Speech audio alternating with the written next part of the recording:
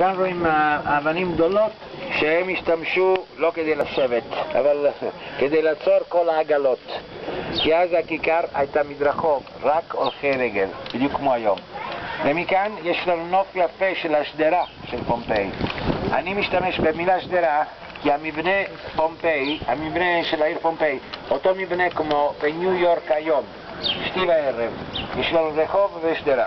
השם של השדרה היה דקומנוס, השם של הרחוב קרדו, כמו בירושלים.